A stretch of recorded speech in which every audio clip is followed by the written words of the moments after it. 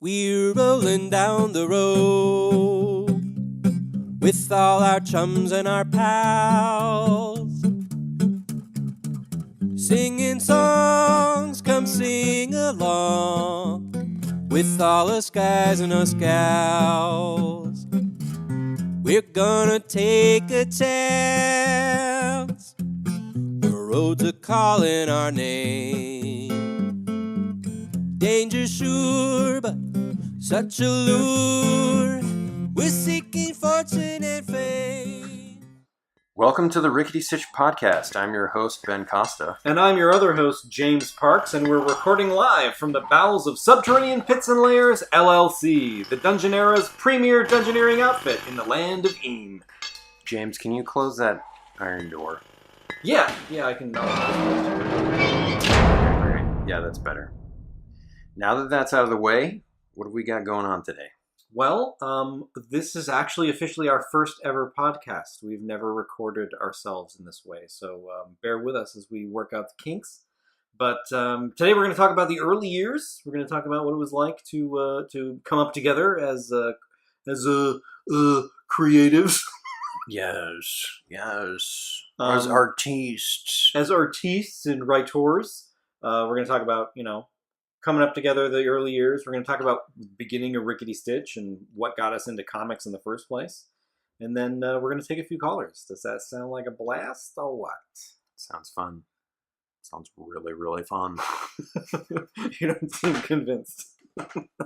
Well, we'll see how it plays out. Okay, all right. Ladies and gentlemen, without further ado, okay. Well, let me ask you a question. What's your first memory of comics growing up? My first memory of comics. That's a really good question.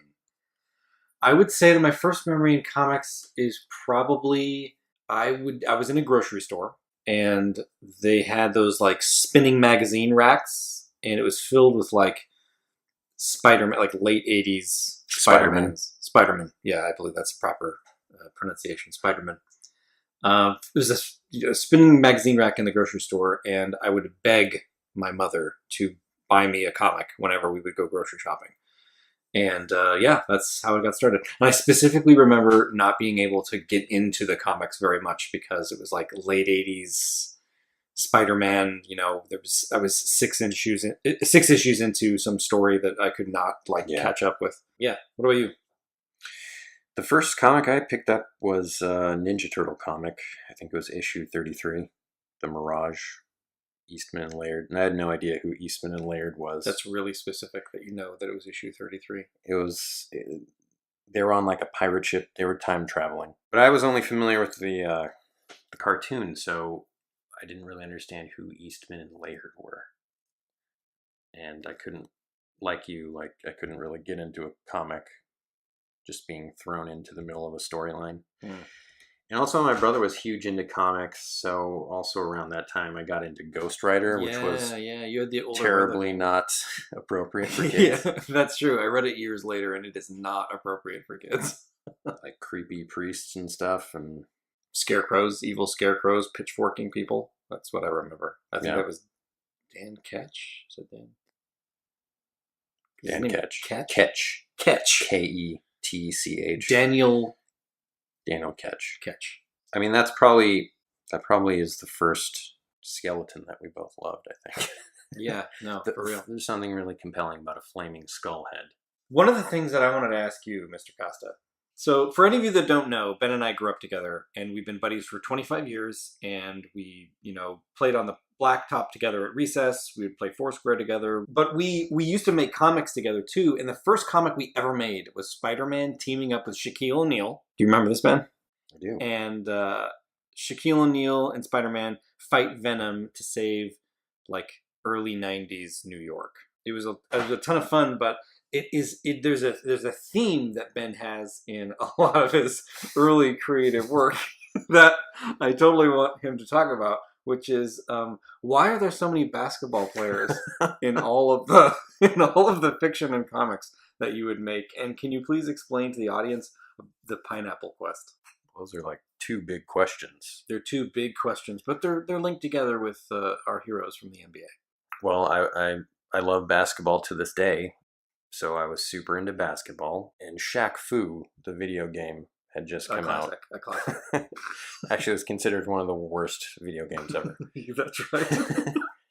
And if you don't know what it is, it's a Shaquille O'Neal fighting game where I don't even remember who the other characters are that he fights, but it's like Street Fighter, but it's Shaq and he like knows Kung Fu. And so that really inspired me as a person, really spoke to me. I also had another character based on Horace Grant, who is probably an obscure basketball player if you don't follow basketball, but he was like on the Bulls in the 90s.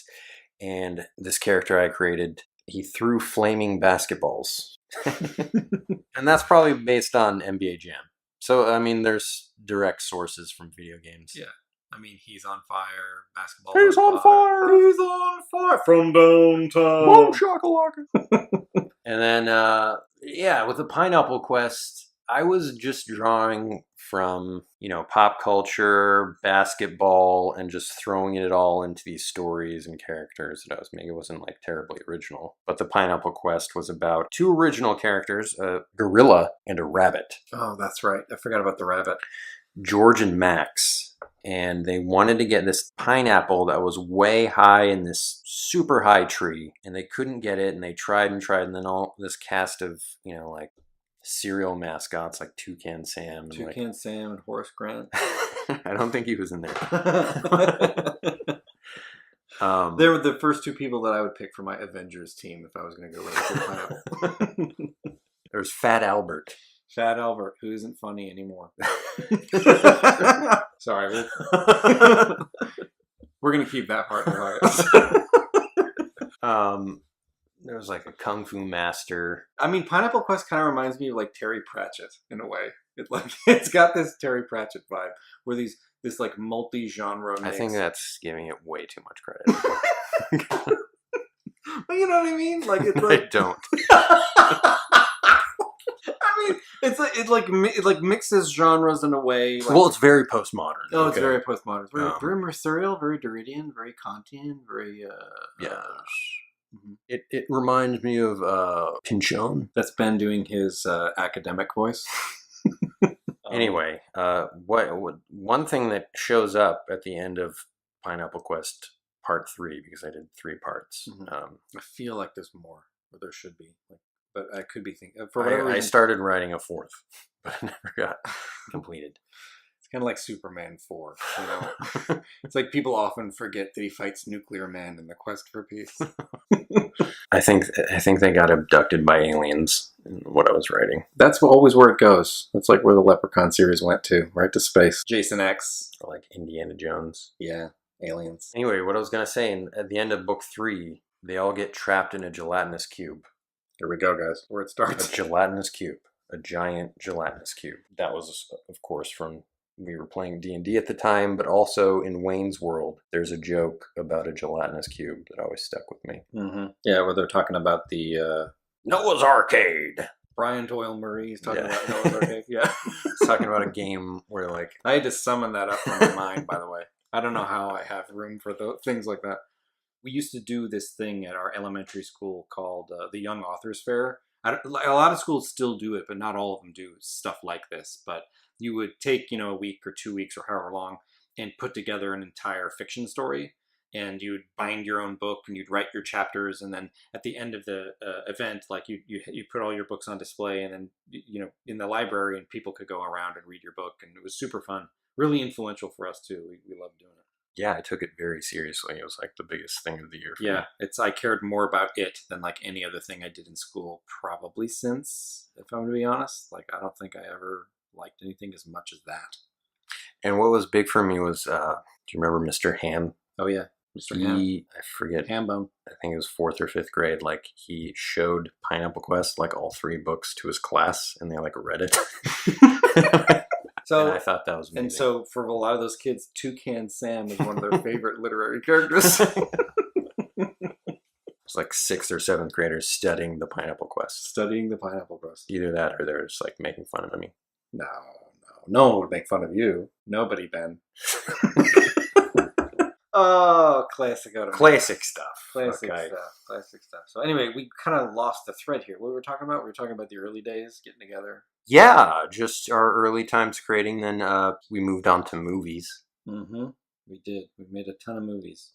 But there's a step in between where, I have a question for you, James. Okay. Shoot, Tex. When did you realize that you weren't going to become a puppeteer? When did I realize I wasn't going to? So, back in the day, during the Shaq Fu era, I was super into Jim Henson Studios. Like, I was obsessed with Muppets, and I totally wanted to be a puppeteer. I wanted to work in the Henson Creature Shop, and Ben and I, actually, if you remember, we would go around our elementary school, and we would volunteer giving puppet shows to all the younger classes than us. We went to this school that was preschool to 8th grade, and, in 6th grade or whatever, I don't even remember what grade we were in, we would go around and... I think we might have been 8th grade. 8th grade? Or 7th, 8th grade, I don't know. Did we do it for We multiple were years? older. Okay, we were older. So 8th grade, and we would volunteer like for one, class session per week. It was like an elective that we took where we could Oh, that's right. kind of create Yeah. our own curriculum. We could create. It was an elective that we took that we could create our own curriculum. How does that sound? That sounds like. Does that exist at all anymore or anywhere? Anyway, so we would go around. We take kids' books and we would transcribe them into puppet shows, and we perform them for all the kids. It was super fun. It was also super embarrassing. I wanted to be a puppeteer. I was a puppet guy. I was a puppet guy. James Parks, puppet guy. It's not embarrassing. I mean, it's paying off because we're doing these Dungeon News videos. That's true. So if you guys, whenever we need to whip out a puppet video, we can do it pretty quick. Yeah, that's my story. This is who I am. So Ben, I got a couple of questions for you about getting into comics. These are pretty broad, and I think I know the answers to these probably already. What are your 3 favorite comics of all time? I know it's super hard to. There's so many good things. I mean, it's not that hard. And I feel like we probably have similar answers, but Probably. first would have to be Usagi Yojimbo. If you don't know what that is, it's by Stan Sakai. It's about a samurai rabbit in 17th century Japan. He's based on Miyamoto Musashi, and he is just a wandering samurai who, gets into trouble, saves people left and right, and he's on an epic journey, just living his life as a ronin. Yes. A masterless samurai. There's just so much. I mean, the cartooning is excellent, number one. It's black and white, just really expressive characters. They're all funny animals, lopping each other's heads off. Just love that combo. Yeah, it's definitely got multiple tones. And there's just tons of Japanese history like that Stan works in. I can call him Stan because he gave us quotes. Because he gave us from quotes. books. He did. That was one of the highlights of my whole career, actually. Yeah, the second would be Bone by Jeff Smith. A masterpiece. It's just an epic fantasy. Bone is great because it kind of, really for me, it's one of my favorites too, FYI.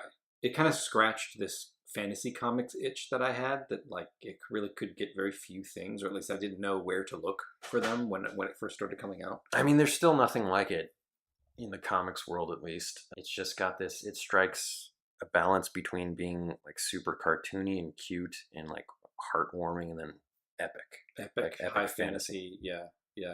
And that's like what we're always going for. Right. It's pretty obvious that type of tone has influenced us too. It's good stuff. The third one is harder to pick. I love Hellboy. That's what kept coming into my mind, Hellboy, but I don't know if it's really my number 3. Yeah, I don't know if Hellboy really is my number 3. I'm going to throw out this one for myself just because it got me thinking that, like most of my favorite comics, I've realized are black and white. Concrete by Paul Chadwick. Have you read Concrete? Yeah, I've read one volume. I never got super into it.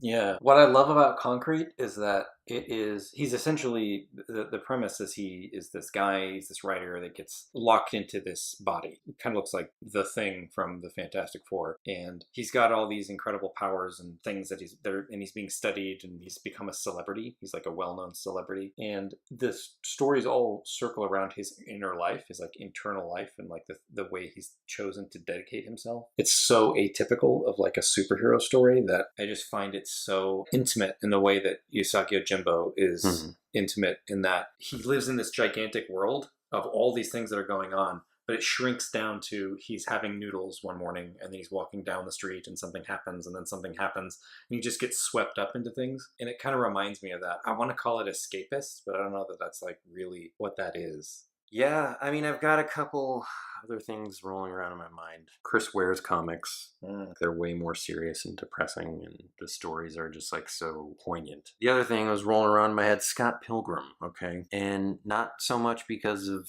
I don't think I can relate as much to the material as I did when I first read it, but like the storytelling was mind-blowing and like it was all over the place and like fast-paced, unlike anything I'd ever read. Ben and I have known each other for so long that a lot of our friendship is rooted in having a lot of the same sensibilities. Anyway, maybe we should just take a break.